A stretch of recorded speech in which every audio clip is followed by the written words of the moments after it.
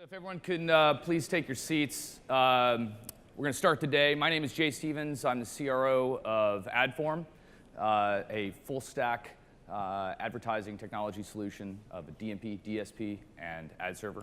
And that's the only plug I'm going to give all day. So no shameless self-promotion. But we've got a great lineup for you guys today, talking about all of the big issues facing programmatic. And as many of you guys know, obviously this is a very big theme of the conference as a whole. And you're going to have a chance to really run through and hear from speakers who are really deeply involved in all things programmatic. And so the way this is going to work, we've got 3 different streams going on right now. And of course, you're more than welcome to go and view the other ones, though we hope you don't. And we hope we have you and your undivided attention for the rest of the afternoon. So before we get going, some of the topics that we're going to talk about today are everything from bringing programmatic in-house, which is if you look at kind of the situation which is happening with advertising technology, we're seeing increasingly for the need of transparency. You heard Sasha earlier today speak about this topic.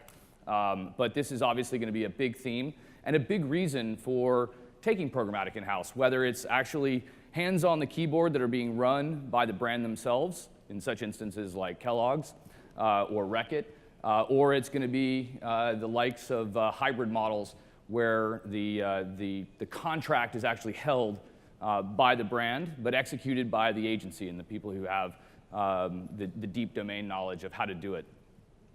So that actually is going to be our first panel, and then we're going to get into everything all the way down to header bidding, which is obviously another big issue facing many of the publishers that are in the room. So we're going to have a very full session for you guys this afternoon. So a little bit of housekeeping before we get started. For those of you that are needing access to the Wi-Fi, it's Hilton Honors, and the passcode is FOM Global 17. And then, of course, be sure to download the app. That'll keep you up to date on all of the new activities and any kind of changes in the session. The last piece is happy hour starts at 5:30, which will be up on the terrace, and it's a beautiful afternoon, so it'll be a nice sunset. The terrace is on the lobby level, so just so you guys know. And then the dinner starts at 7:30 for all those that are coming to the awards dinner. Be sure to pick up your gold bracelets.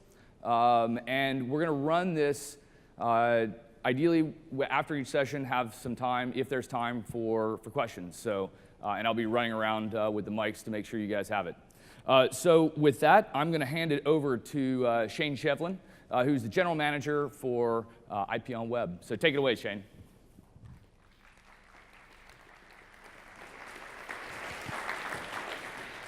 Thank you very much, Jay. Pleasure to be here this afternoon, folks. My name is Shane Shevlin. I represent a company called Iponweb. Many of you may not have heard of us. We are a custom media trading software development company, effectively. And we're going to talk today about a topic that is very dear to my heart. So taking programmatic in-house, fact or fiction. The types of customers that we work with in our day-to-day, I guess we require a degree of sophistication from the advertisers that we engage with.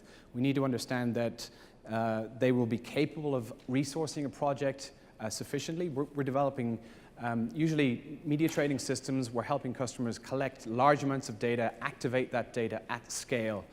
And so we frequently need to understand, do you have what it takes to execute with an in-house team, or do you need help?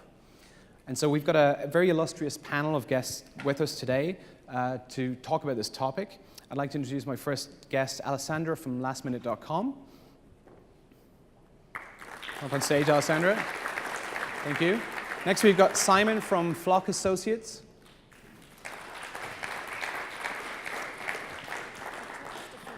Next, we have Enrique from Rocket Fuel. Enrico, sorry. Thank you, Enrico. We've also got Marco from Improved Digital, representing the supply side of our ecosystem on this interesting topic. And finally, Sebastien from Havas Digital. Give them all a big hand.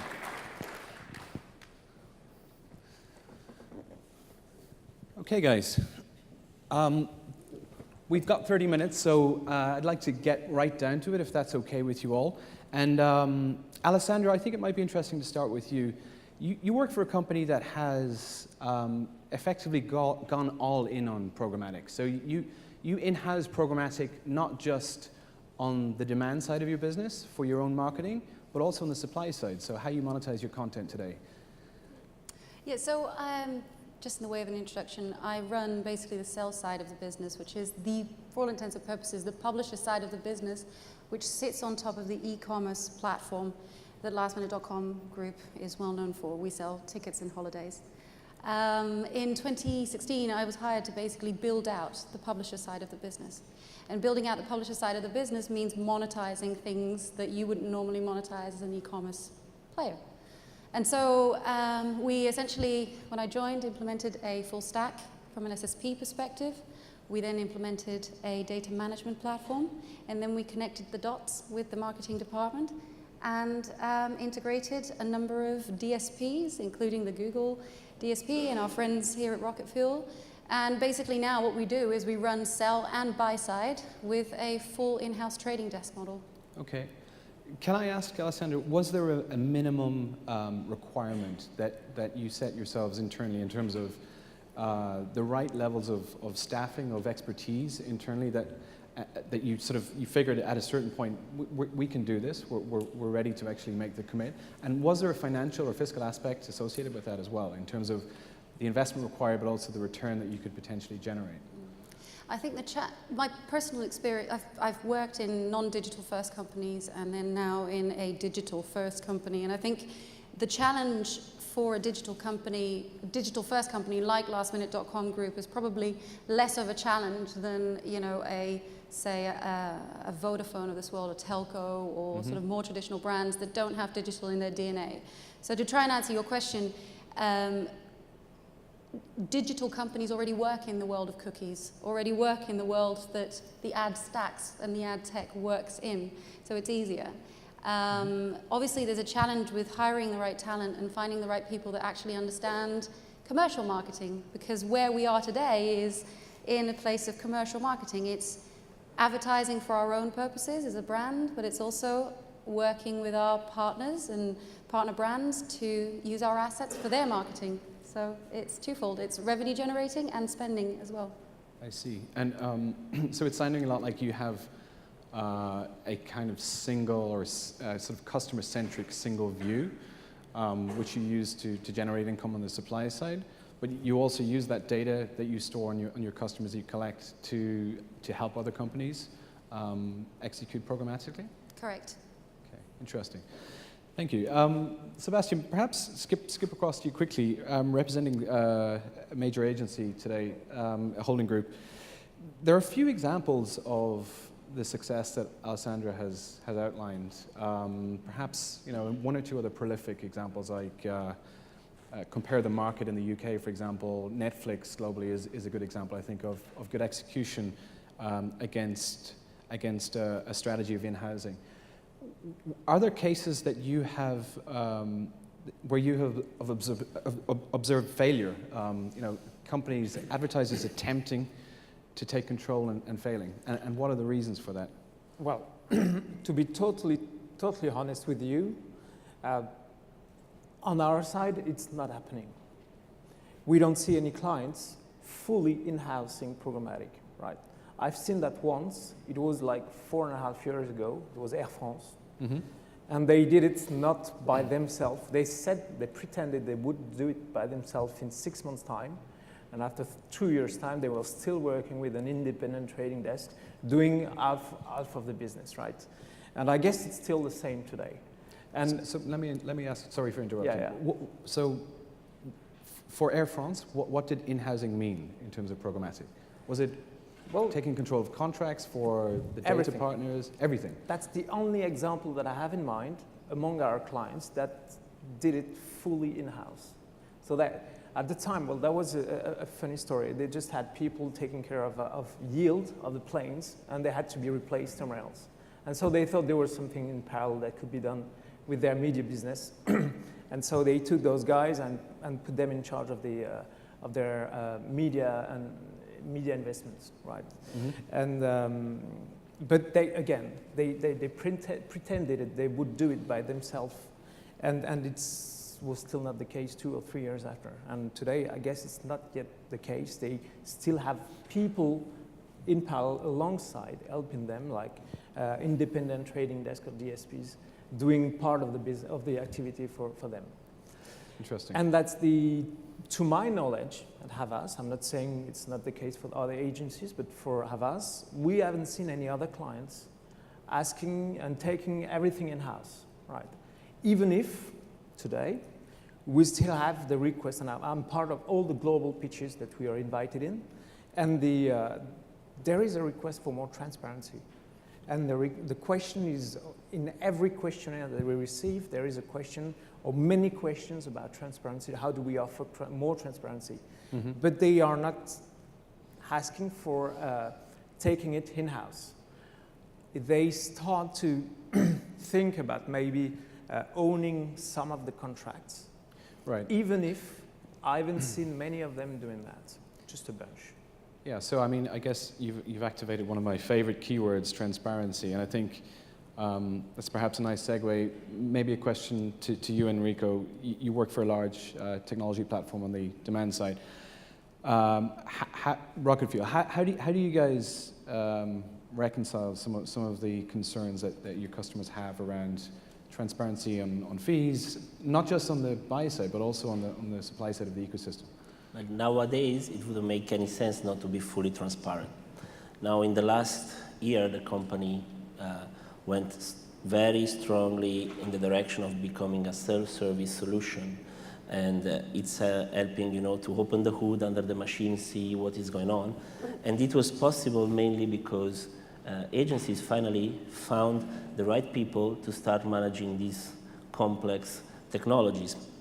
In my opinion, transparency is not an issue at all. As long as you bring the results that the client is expecting, as long as you're able to manage your client expectations, and as long as you're able to add value at the job that agencies are doing, it makes a lot of sense to work with tech companies such as Rocket Fuel. And if it was not actually a real product, I would say, with real results and with the support of something effective in the daily activity, we would be eaten by the guys such as Google and the others that are the big fishes here. But definitely, the only thing that makes sense now is to just give full transparency, access to every single level of information, and it will give control. So when we give the self-service, we speak a lot about mission control. That is, I'm happy to give you the self-service platform, but please allow me to show you the way it works and why it's different. So I'm totally fine, and all the companies totally fine with giving full transparency on every side of the business. Thank you. That's funny, though. We've provided services to our clients, offering full transparency and spaces online where they have all of their reports, all of their data, all the things, all the history, all the logs of changes that we do on the campaigns.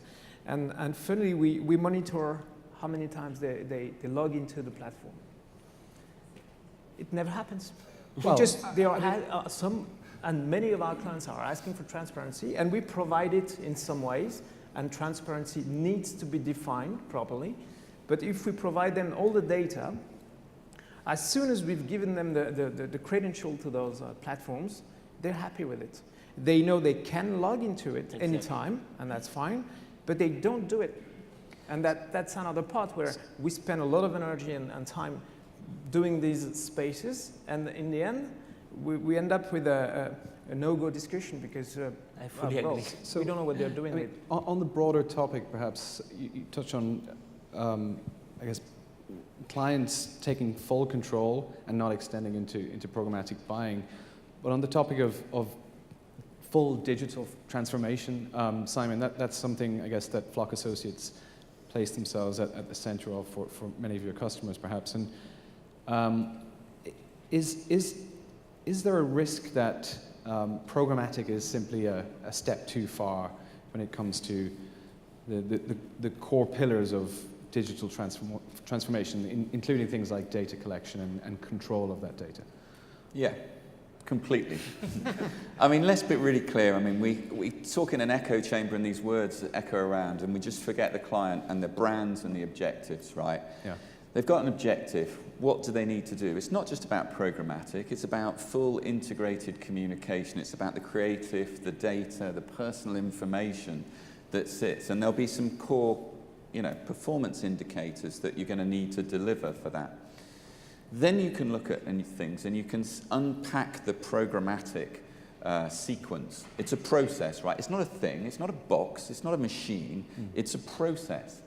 And you can look at each step of the process and you go, well, what are the benefits and risks if I make this decision, or the tech platform make a decision, or the publisher make a decision, or the agency make a decision? So you can unpack the process and work out the benefits, the risks, the alternatives, and what happens if you do nothing, right? So a brain analysis is what we would look at it, so you can see the sequence.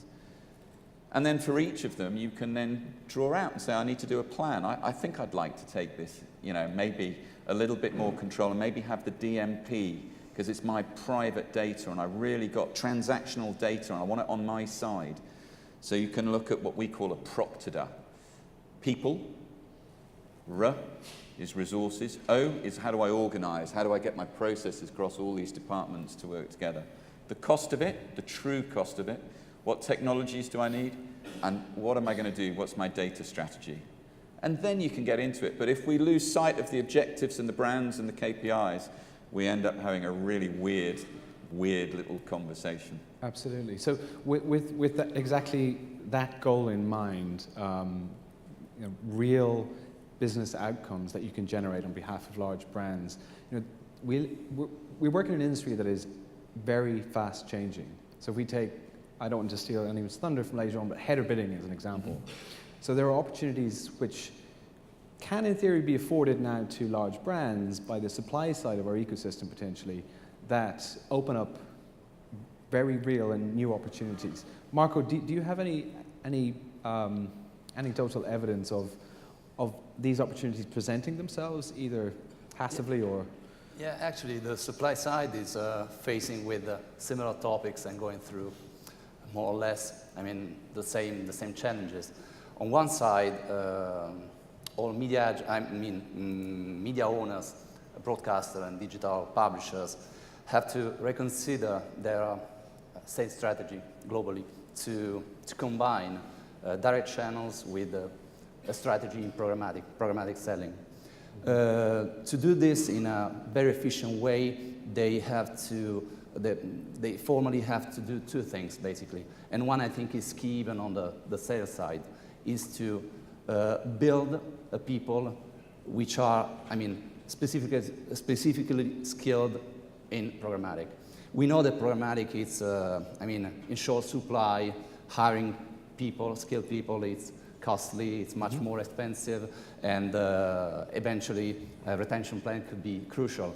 But that's why publishers need to train people, their current sales force, in programmatic, and even integrate new people who can bring expertise in programmatic. The second thing to do is to select a few, ideally one, reliable, trusted, and supportive technical provider, technical partner. On the other hand, in fact, SSPs have to support the supply side through a relentless and flawless consultancy approach. Now publishers are forced to share strategic and technical assets with unwelcome guests.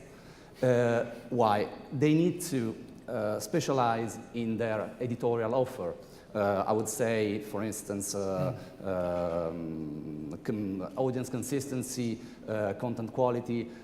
Because it could be much more difficult to connect, to reach out with clients which are potentially much many and less concentrated than in the past. Yeah.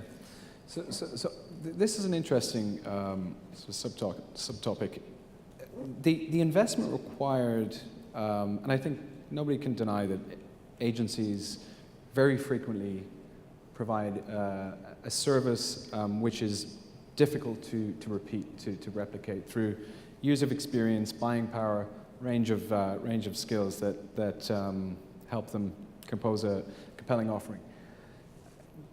However, if that is a requirement to succeed, so a skill set that exists at an agency developed over 9-10 years, and agencies are capitalized in a certain way and need to generate margin, that doesn't really reconcile very well with the motivations behind brands wanting to take programmatic in-house. So one of the major goals for a brand taking full control is cost reduction. Let's face it, whether that's through direct contract excess, inefficiencies across staffing and so on. Is there perhaps a disconnect there? And if so, how do we solve that? Sebastien. Well, if you consider that taking programmatic in-house is just a question of cost, then that means you're going to try to reduce every cost you can. So you take it in-house, you pay the guys that you're going to hire the cheapest you can, you buy the cheapest inventory you can, you will not get the quality you want to. And if we come back to the outcome and the goal of the brands, I mean, we are going the exact opposite way today with more and more premiumness in this ecosystem, etc.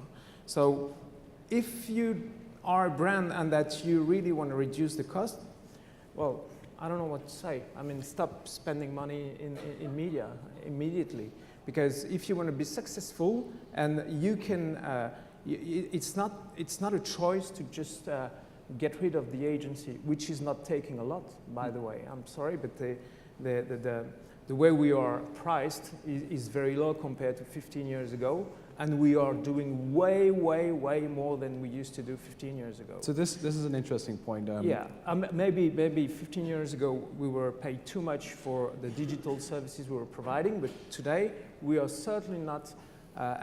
My point is that we need certainly a new deal between brands and agencies on how we price the service provided by the agency. And that's got to be based on transparency, you think? Of course. There's a need for transparency, and we are not against that at all. Because all the people who work either agency side or the trading desk that is affiliated with the agency, all they want to do is just do their job, right? Without having any issues or political issues around transparency. They want to do their job with their clients and build the trust, right? And today the trust has disappeared a lot. We are challenged by our clients just because of cost and discussions that shouldn't be in the hands of those people on a daily basis, right? And so, so Jeff Green from the trade desk spoke about this. He talked about the money managers of yesteryear and their task being infinitely more complex today. So agencies managing the complexity around the economics of trading programmatically. Simon, you've spoken in the past on the topic of frugal innovation. Yeah, I think you've got two things as a client, I think, that you look at, certainly the clients that we speak to. One, you've got return on investment, right? So back to the KPIs. If I can work with a client to half the cost of a test drive or double the amount of test drives, they're fascinated by it. If that's in-house, out-of-house, on the moon, if you can half the cost of a test drive, you're doing brilliantly, or double the amount. That's important. The other is return on time. So to set up some of the capabilities, I know we were talking earlier, it's taken years, right, in different companies to get your experience, but also to put it in-house. So you've got these two sort of dynamics. And you can set up low-cost tests. So we've actually worked with Rocket Fuel for a client. It's like, look, we're going to do a closed test environment.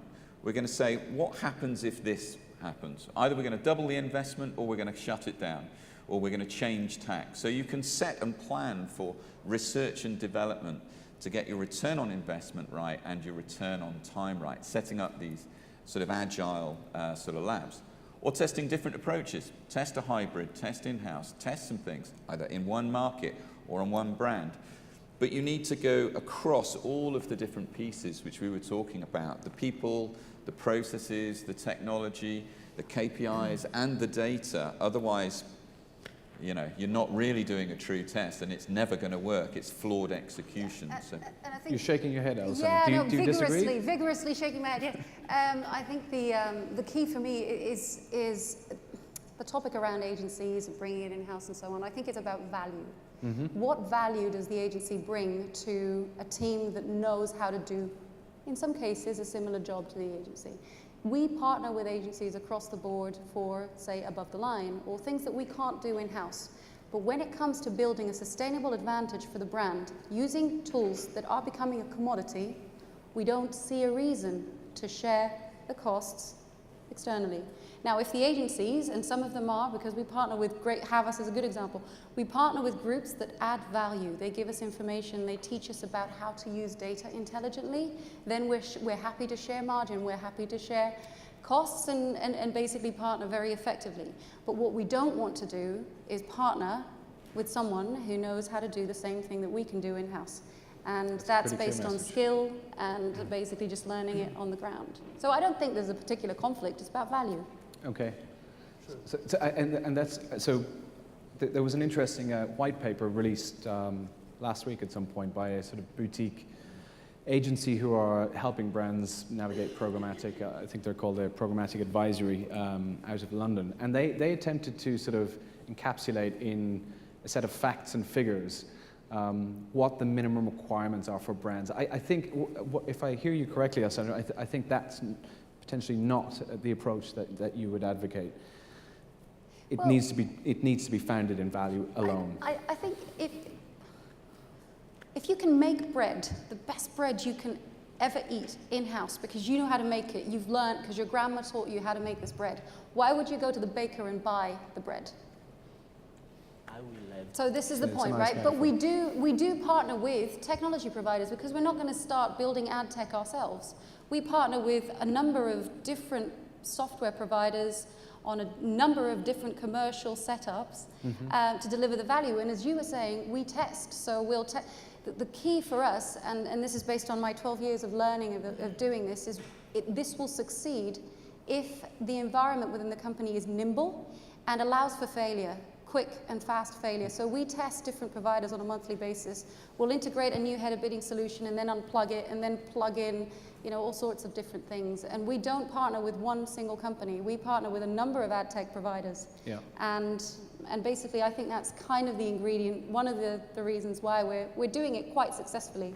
There's still a bit of, some things don't really work, but. That doesn't necessarily fit with Rocket Fuel's minimum requirements per se for using the platform, right? You need a degree of commitment from your clients. I want to add something that to organize a little bit of discussion. They are a specific company that is a company that was born online, so they have specific characteristics. They are not an offline company. They made their business model online, and there is not actually a fit-for-all solution when you speak about programmatic. From my point of view, programmatic is not an island. It's not the only thing that you do in advertising. And from a certain perspective, it's very important to have someone that is sort of organizing and do it in a smart way, and that's where the agency adds the most of the value. Because if you do programmatic in a disconnected way with the rest of the media you do, it doesn't make any sense, because you are building a silos. So in their specific case, they're a tech company based online, everything started from there, but there are many other companies that are born offline, that produce goods offline.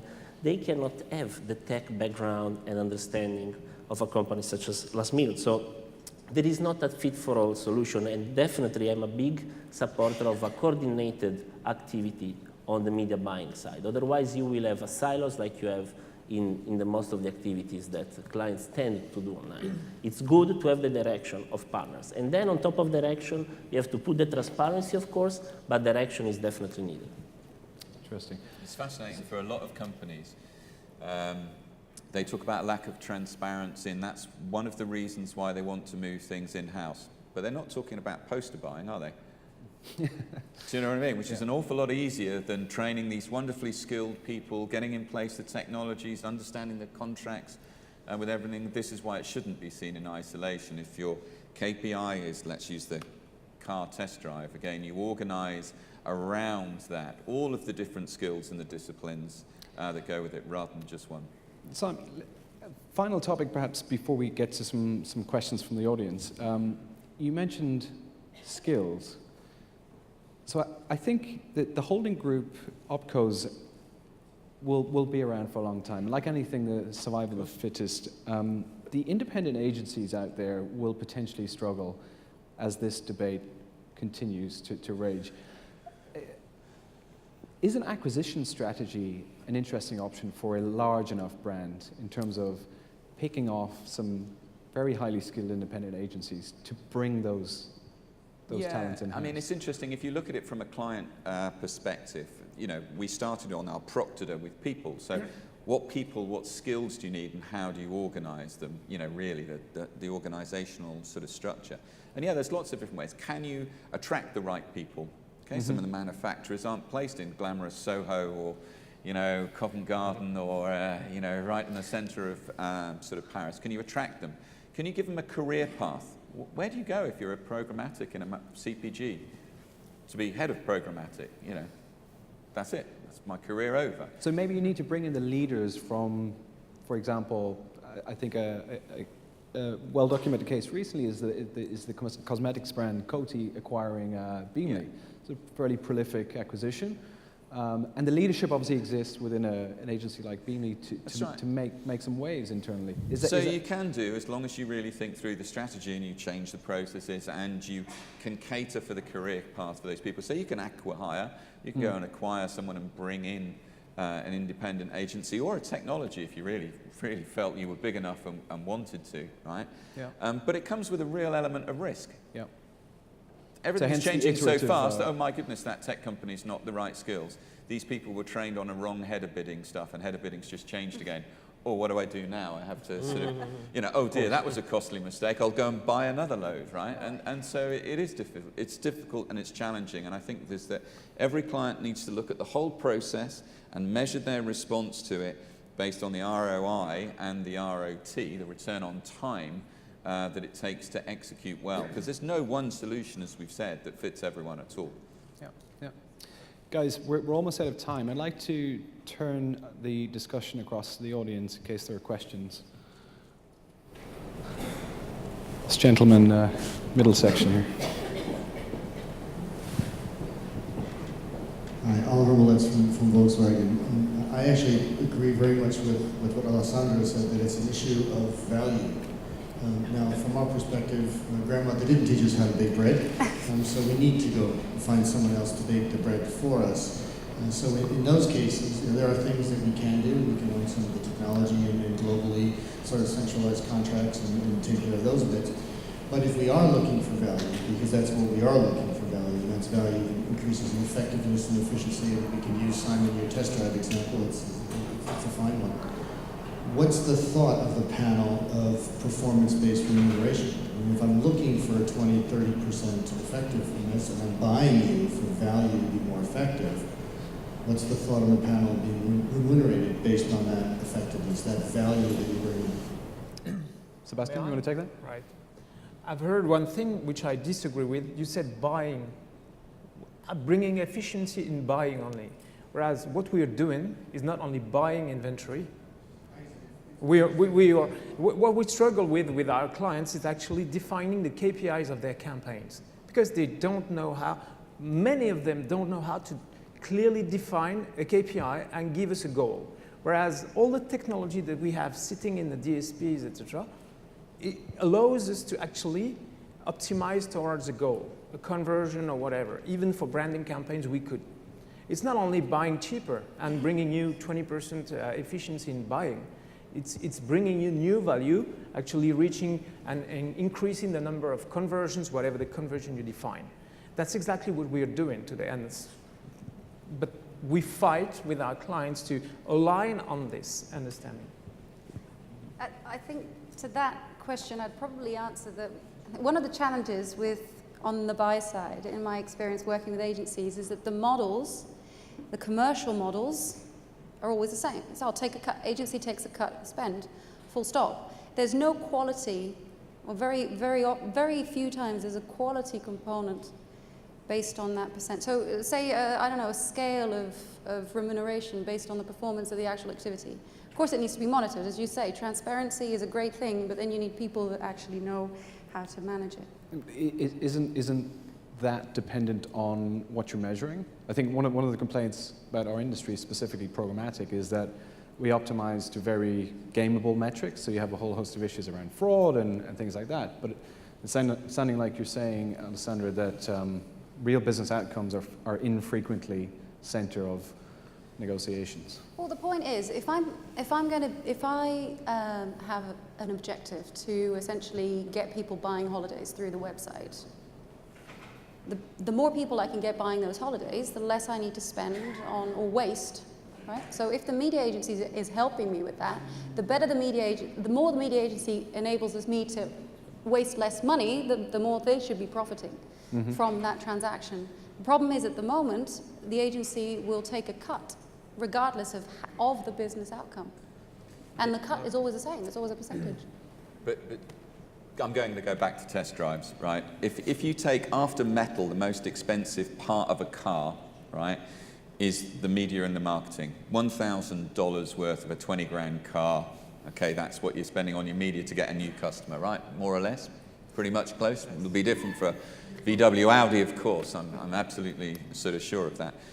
So if you can change that sort of figure significantly, that's of huge advantage to the marketeer. So I used to run agencies, Dentsu Aegis and OMD and stuff. If someone had rewarded me for the value that I can add for that, that's like opening a new factory. That's like cutting the cost of, you know, a factory of buying metal. So reduced cost of acquisition. Yeah, if you give me the right targets and I'm confident that the client's going to give me the creative work and I've got enough control to make those right decisions as an agency guy, we would do it. So our job as a consultancy is to help the agency as well as the client agree on these KPIs so that they can get to something that's mutually valuable, so that it's not the same old, it's not just the same sort of transactional stuff. Simon, thank you. I'd like to thank my panel guests today. Unfortunately, we're out of time. We only had time for one question. Thank you very much, guys. Give them a big hand, please.